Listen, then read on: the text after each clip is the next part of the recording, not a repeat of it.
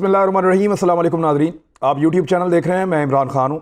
क्या पाकिस्तान में सारी बुरी खबरें चल रही हैं और ऐसा लगता है पाकिस्तान का कुछ मीडिया, पाकिस्तान के कुछ जर्नलिस्ट और पाकिस्तान के पॉलिटिकल पार्टीज़ वो ये बताना चाहते हैं कि पाकिस्तान में सब बुरा चल रहा है, लेकिन सारा कुछ एक साथ बुरा नहीं हो सकता। वहीं कुछ ना कुछ ऐसा हो रहा होता है पैरेलल, जिस पे आप फ़ख्र कर सकते हैं, जिस पे आप ये कह सकते हैं कि ये चीज़ें हमें मुस्तकबिल में आगे लेकर जाएंगी। और कुछ चीज़ें ऐसी होती हैं जिनको आप बेहतरी की उम्मीद के तौर पे देख रहे होते हैं। तो नाउम्मीदी जो है वो गुनाह है, और इसमें जो जो उम्मीद है मैं आपके सामने चीज़ें रख देता हूँ। देखें, PMLN के, पीपल्स पार्टी के तमाम पॉलिटिकल पार्टीज़ के दौरे हुकूमत के अंदर नॉर्मली बहरान आ जाते हैं, मुख्तलिफ़ किस्म के आते हैं। यानी गैस का बहरान PMLN और पीपल्स पार्टी और PTI तीनों अदवार में था। बिजली का बहरान तीनों अदवार में रहा। PMLN ने बहुत सारे मंसूबे लगाए, लेकिन अब बिजली महंगी होने का बहरान है, जिस तरह के मंसूबे उन्होंने लगा दिए।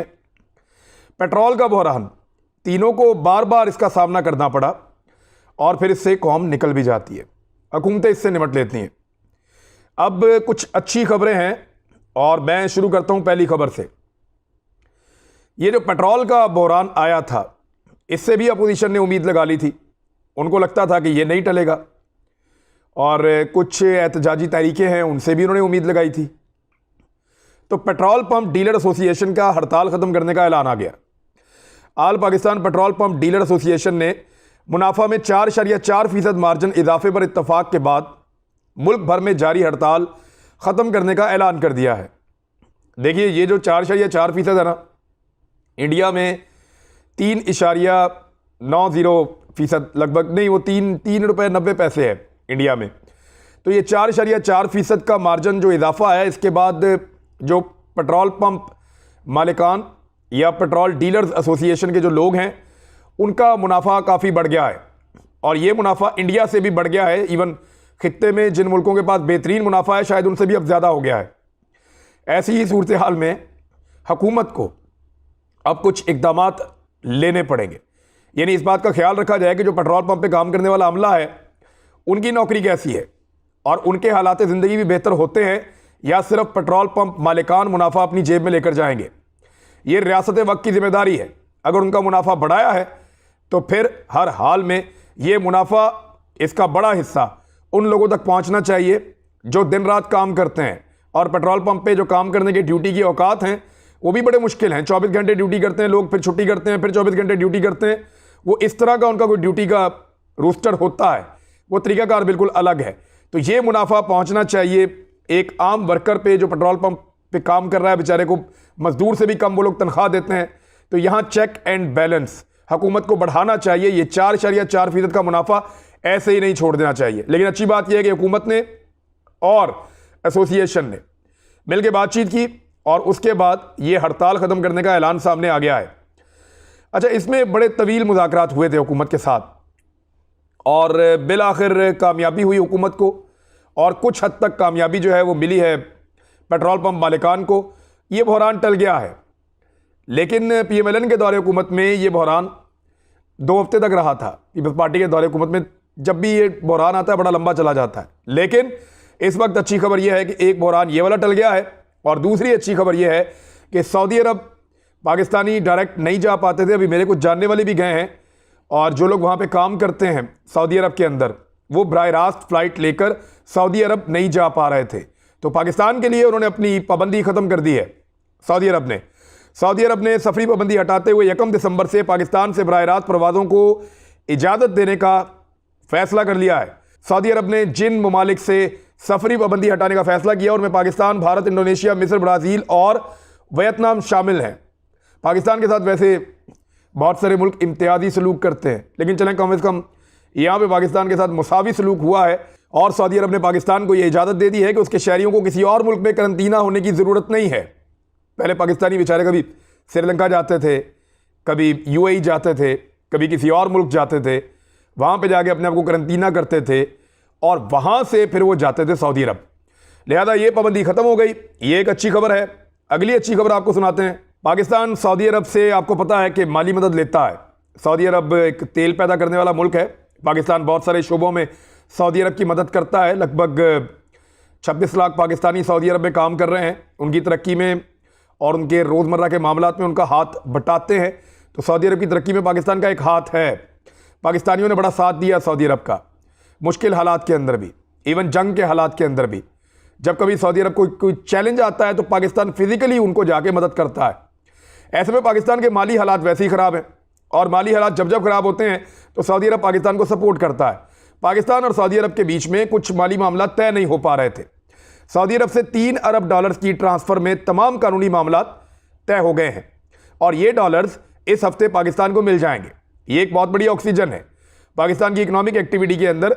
एक घुटन पैदा हुई थी वो काफ़ी हद तक मैनेज हो जाएगी इन $3 अरब के आने के बाद।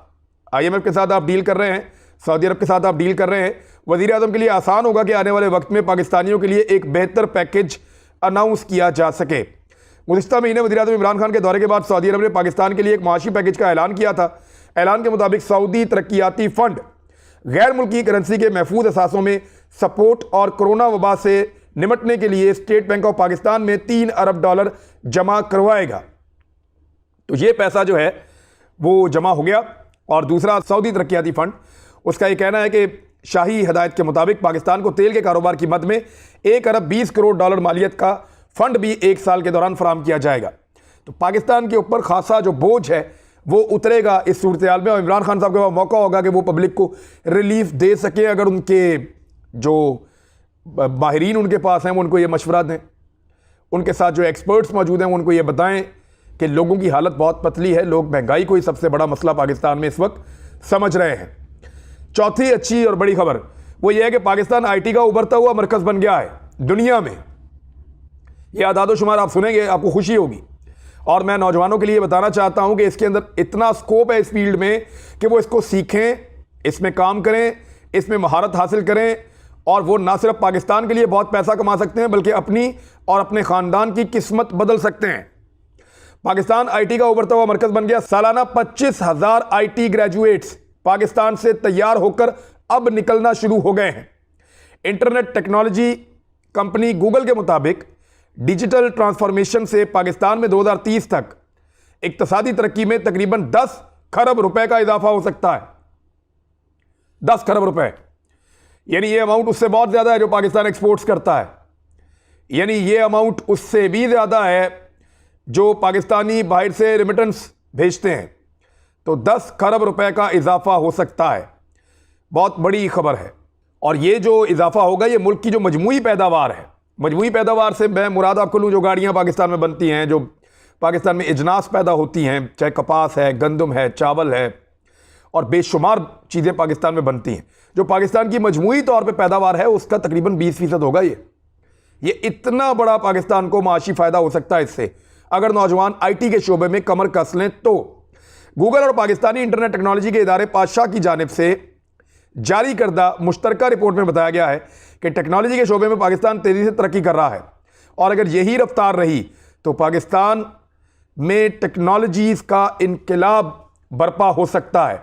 रिपोर्ट के मुताबिक पाकिस्तान में 3 लाख से ज़ायद इंफॉर्मेशन टेक्नोलॉजी IT प्रोफेशनल्स का इस वक्त मरकज़ है, और यहाँ इस वक्त हर साल 25,000 से ज़ायद IT ग्रेजुएट पैदा हो रहे हैं, जिनकी तादाद में इजाफा होता चला जा रहा है। 2010 से लेकर अब तक मुल्क भर में 700 से ज़ायद टेक्नोलॉजी स्टार्ट एप्स की तरबियत मुकम्मल हो चुकी है, जबकि गुज़िश्ता बरस कोरोना वबा के बावजूद टेक्नोलॉजी की बरामदात में 15% इजाफा हुआ था, और इसी शरह से इसमें सालाना इजाफा नोट किया जा रहा है लगातार चंद सालों से।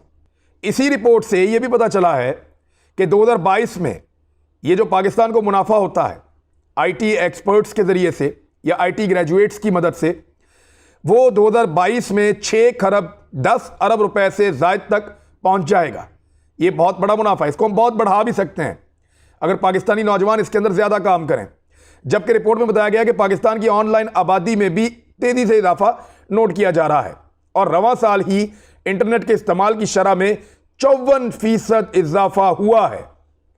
ये देखें कितना बड़ा बिजनेस है। लोग समझते हैं पाकिस्तान बंद हो रहा है, पाकिस्तान डूब रहा है।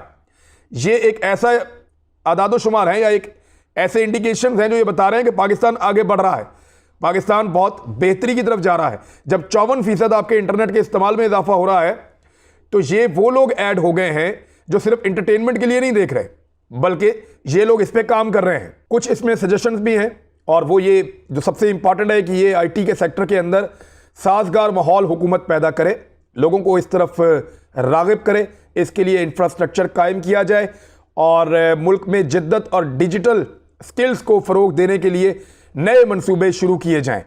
और इस्लामाबाद में डॉक्टर आरिफ अलवी साहब ने अभी हाल ही में एक ऐसी कॉन्फ्रेंस में खिताब भी किया था, और उन्होंने ये कहा था कि मुल्क में आईटी की तरक्की खुशाइंद है और उनकी हुकूमत इसके ऊपर मज़ीद काम करेगी। एक और ख़बर जो बहुत अच्छी है, वो मुशाहिद हुसैन सैयद साहब जो PMLN के सेनेटर हैं, वो ये कह रहे हैं, कोई हुकूमती सेनेटर नहीं कह रहा, उन्होंने कहा कि CPEC की वजह से 10 साल में 8 करोड़ नई नौकरियां निकलेंगी। और ये हकीकत है, मैं आपको बहुत पहले से बता रहा हूं, क्योंकि CPEC को पूरे को जब आप रिव्यू करते हैं, मैं उसके ऊपर एक पूरी वीडियो बनाऊंगा, आपको बताऊंगा कि CPEC एक्चुअली कहां कहां जाता है पूरी दुनिया में। रशिया में कहां जा रहा है, सेंट्रल एशिया में कहां जा रहा है, ईस्ट एशिया में कहां जा रहा है, साउथ एशिया में कहां जा रहा है, और ये अफ्रीका में कहां जा रहा है, ये मिडिल ईस्ट में कहां जा रहा है, इस CPEC के ऊपर, और यूरोप में कैसे पहुंचेगा, इस CPEC के ऊपर पूरी एक वीडियो इंशाल्लाह मैं बनाऊंगा। लेकिन मुशाहिद हुसैन सैयद साहब ने कहा कि चाइना पाक कॉरिडोर जो इसका पहला दौर कामयाबी से मुकम्मल हो चुका है, जबकि CPEC की वजह से आइंदा 10 साल में 8 करोड़ नई नौकरियां निकलेंगी। बहुत सारे लोग तिजारत से वाबस्ता हो जाएंगे, बहुत सारे लोग IT से, बहुत सारे लोग सिक्योरिटी से, बेशुमार लोग जो हैं वो कंस्ट्रक्शन इंडस्ट्री से वाबस्ता होंगे, और बेशुमार लोग ऐसे हैं जो अभी जो नई इंडस्ट्री लगेगी, इकोनॉमिक जोन्स जो बन रहे हैं वहाँ पे काम करेंगे, जो नई मंडियाँ बनेगी वहाँ पे काम करेंगे। तो कारोबार और नौकरियाँ, ये दोनों चीज़ें बहुत तेज़ी से बढ़ने वाले हैं पाकिस्तान में, और ये बढ़ने वाले हैं किस वजह से? CPEC की वजह से। और CPEC है क्या, थोड़ा सा इसका रिव्यू मैं आपको दे देता हूँ। एक्चुअली ये नौकरियाँ कैसे मिलेंगी? चीन की ताकत ये है कि पूरी दुनिया को उसने हैरान कर दिया है। 1 बेल्ट 1 रोड, ये CPEC इसका हिस्सा है। हम ये नहीं कह रहे कि 1 बेल्ट 1 रोड, 1 बेल्ट 1 रोड तो लोगों को लगभग 50 करोड़ से ज़्यादा लोगों को नौकरियां दे सकता है या काम दे सकता है, लेकिन पाकिस्तान में सिर्फ 8 करोड़ लोगों के बारे में कहा जा रहा है। 21वीं सदी का सबसे बड़ा यह मंसूबा है। चीन पूरी दुनिया को अपनी माशी सरगर्मियों का मरकज बनाने का ख्वाहिशमंद है। चीन इस वक्त रवां सदी के सबसे बड़े मंसूबे पर काम कर रहा है, जिसके तहत एशिया, अफ्रीका, यूरोप समेत दुनिया के 70 ममालिक को वो रेलगाड़ी के निज़ाम, बहरी निज़ाम और ज़मीनी रस्तों से जोड़ देना चाहता है। इसके ऊपर डिटेल मैंने आपको पहले भी कहा कि एक वीलॉग में आपको करके तफसीलात बताऊंगा। एक्चुअली तो ये एक पट्टी और एक शारा, इसका नाम है 1 बेल्ट एंड 1 रोड। लेकिन ये है क्या, ये कितना बड़ा है, इसका अंदाज़ा आप ऐसे कर सकते हैं कि इसका एक यूरो एशियन का एक पूरा एरिया है, एक चीन, मंगोलिया, रूस का एक पूरा पोर्शन है जिसके ऊपर चाइना काम कर रहा है। एक पोर्शन चीन, वस्ती एशिया और मगरबी एशिया की राहदारी है, यह भी पूरा एक पोर्शन है जिसके ऊपर चाइना काम कर रहा है। वो हर तरफ फैल रहा है, ड्रैगन बड़ा होता जा रहा है, ड्रैगन फूलता जा रहा है, हर सिमत में आगे की तरफ बढ़ रहा है। यानी हमें सिर्फ लगता है कि वो पाकिस्तान में इकोनॉमिक कॉरिडोर पे काम कर रहा है, वो बर्मा में भी हैं, वो श्रीलंका में भी हैं, वो इंडिया में भी हैं, वो चाइना के तमाम इलाकों से निकलते हुए सेंट्रल एशिया की रियासतों में भी हैं, मंगोलिया में भी हैं, वो अफगानिस्तान में घुस रहे हैं, वो ईरान में चले गए हैं, वो ईरान से तुर्की और तुर्की से यूरोप जा रहे हैं, वो अफ्रीका जा रहे हैं, वो मिडिल ईस्ट जा रहे हैं, वो बहरी रास्तों से मिडिल ईस्ट पहुंचेंगे और वहां से आगे नए रास्ते निकालेंगे, वो जापान की सीमत में भी आगे बढ़ रहे हैं। यानी वो मुल्क जो ईस्ट एशियन कंट्रीज हैं वो उस तरफ भी जा रहे हैं। अब चीन, इंडो चाइना एक और राहदारी इस तरफ भी है, और चीन में हमर बांग्लादेश, भारत को भी शामिल किया, ये भी एक राहदारी मौजूद है। और फिर फाइनली जो चीन के लिए सबसे बड़ी लाइफलाइन है, जिसको चीन सबसे जल्दी मुकम्मल करना चाहता है और जहां से चीन को सबसे बड़ा मुनाफा होने वाला है, वो पाकिस्तान चाइना इकोनॉमिक कॉरिडोर है, यानी CPEC। चीन का जितना बड़ा मंसूबा है उसका सबसे जो अहम तरीन पोर्शन है वो पाकिस्तान में CPEC है। यहां से वो अपनी चीज़ों को बहुत ही कम कीमत में दुनिया की मंडियों तक पहुंचा सकेगा। इसको बहुत बड़ा फ़ायदा होगा चाइना को, और पाकिस्तान को भी फिर बहुत बड़ा फ़ायदा होगा। तो ये मैंने आपको बेसिक चीज़ें बताई हैं। किसी दिन नक्शों के साथ पूरी तफसील आपको बताऊंगा कि चाइना का इकोनॉमिक कॉरिडोर एक्चुअली है क्या। उसके बाद अगर आपने CSS के एग्जाम में भी बताना होगा ना इंशाल्लाह, तो हम बता लेंगे। अब तक के लिए इतना ही, अपना ख्याल रखिएगा, अपने इस चैनल का भी। अल्लाह हाफ़िज़।